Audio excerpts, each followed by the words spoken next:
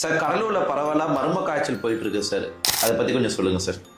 புரட்சி தலைவர் வந்துட்டாயா, புரட்சி தலைவர் வந்துட்டாயா.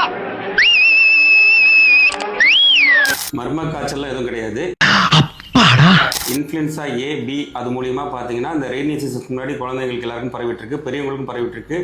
Severe body pain, fever, headache, cough, cold அது மாதிரி குழந்தைங்களுக்கு பெரியவங்களுக்குலாம் பரவிட்டு இருக்கு.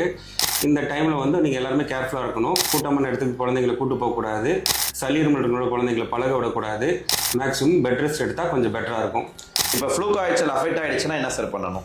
ஃபஸ்ட்டு வந்து பார்த்தீங்கன்னா நீர் சத்து குறைபாடு ஏற்படும். அதனால நிறைய ஃப்ளூயிட்ஸ் குழந்தைங்க எடுத்துக்கணும்.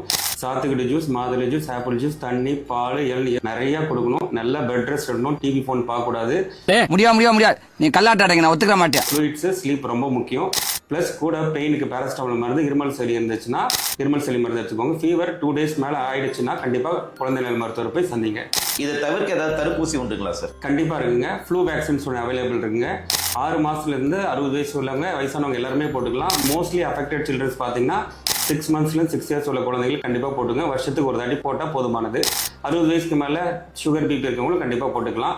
அதே மாதிரி உங்கள் குழந்தை ஹார்ட் டிசீஸ் இருக்குது, அடிக்கடி வீசிங் வரணும், கண்டிப்பாக அவங்க போட்டுக்கணும். செய்க கரமான செய்க. Thank you for your wonderful information sir.